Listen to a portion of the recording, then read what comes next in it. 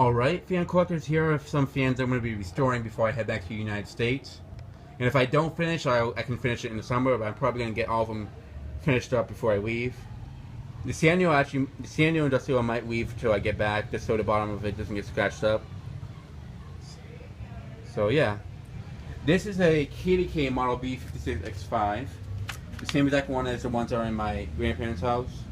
These blades are not original to it. These blades were actually on this KDK originally, which were replacement blades to the original blades that this KDK right here had, since they were all bent up. And I put these on, but since these are no blades, they rust up like crazy. So I took them off this summer and put these blades. I got them for like $7-10 bucks, something like that. I mean, I don't know how much it is in Dominican dollars, but it wasn't that expensive. And these are the very old blades. I'll post a video when I did an iMovie remake of this KDK and the one in the other bedroom, and I just need to do one of the brown KDK that's in the dining room. So once I post those videos, I'll post a link of the fan that originally had these blades. And actually, I'm going to be doing a greatest hits remake of that one soon. Their owner sold me these blades, and he got new blades for it not too long ago. So look forward to that update. So yeah, and that fan was in a place that had a hardware place that like repairs machines like chainsaws, drills, anything. It had like an orange and green ceiling, like two squares were green, 2 squares were orange. Very close to the ceiling, it wobbled a bit. They always kept it on speed 2 because it was too close to the ceiling. So that should give you guys a hint on which fan I'm talking about. So yeah, I'm gonna probably head over there tomorrow to record that one. But back to this. Here's the Universal Industrial that I got from my aunt's pharmacy. The little screw in the center, like the little bolt, when they were repairing this, they were trying to separate the motor housing to open it up so they can put back the lead wires, which came out when I was disassembling it, or when I was removing this from the pharmacy that was abandoned. So that's gone. So I could just leave it like this, but it looks funny without it. I mean, but this fan can actually have a light on it. And this fan does look very similar to a Moss Caribbean Breeze. The only difference is it has that little bolt in the center and it has larger blades. I would donate this to the museum, but the blades are rusted up a bit. I need to really fix these up. They have holes in a couple of them. This one has a hole.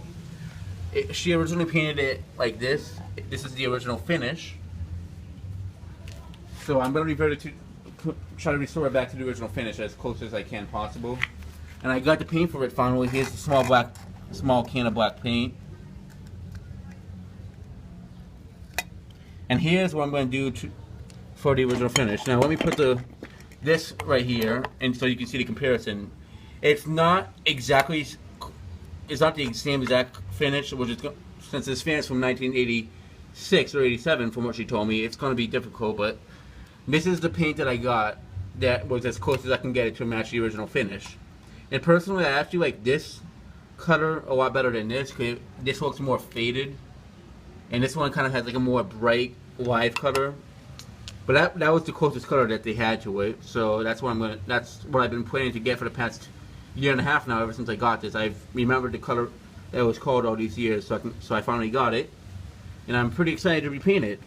I'm gonna practice these black lines. Is going to be the trickiest part, but I'm just going to buy a very small paintbrush. It's kind of like, okay, so if you guys watch SpongeBob, I don't know if you remember, he was like building a new house when his pineapple went down and stuff like that. He used put a paintbrush in his nose, then he got like a tiny piece of brush here and stuff like that. That's kind of like, I'm not going to do that exact thing obviously because it's a cartoon, but I'm going to like buy something that's very small like that one.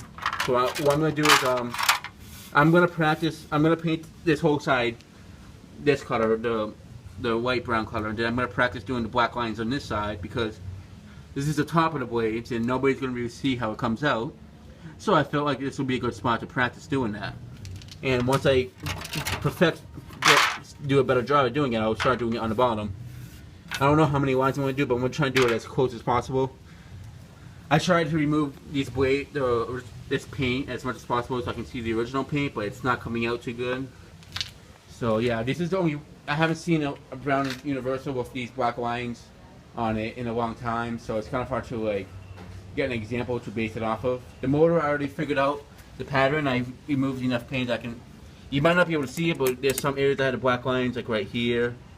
It's a really weird design, but that's what I like about it a lot.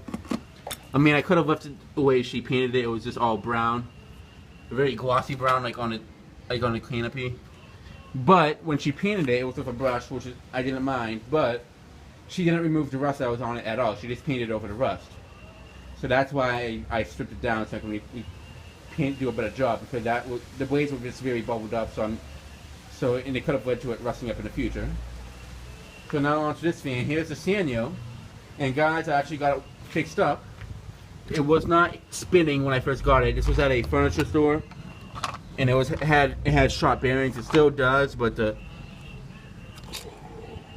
motor spins now. So that's working. I did test the fan. It does work still, but I'm not going to be able to do that now because the wires. I'm gonna have to do what I did with the universal. What the guy did is add a plug to it, and also the down rod on this fan is pretty long. So the way I hold it, it's pretty difficult to record it while it's running.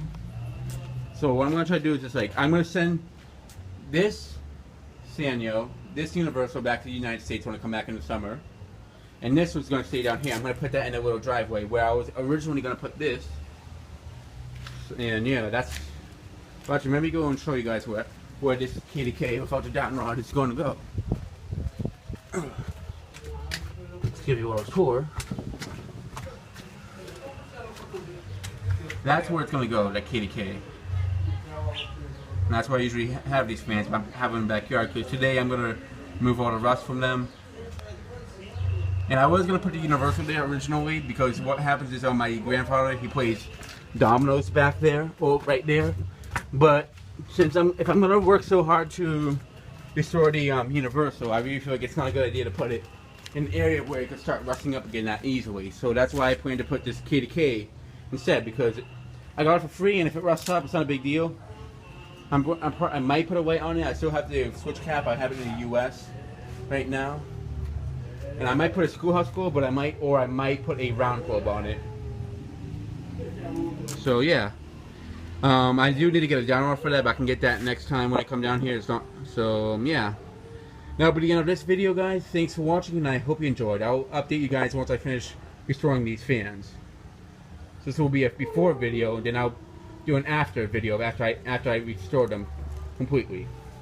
But yeah, thanks for watching, and I hope you enjoyed.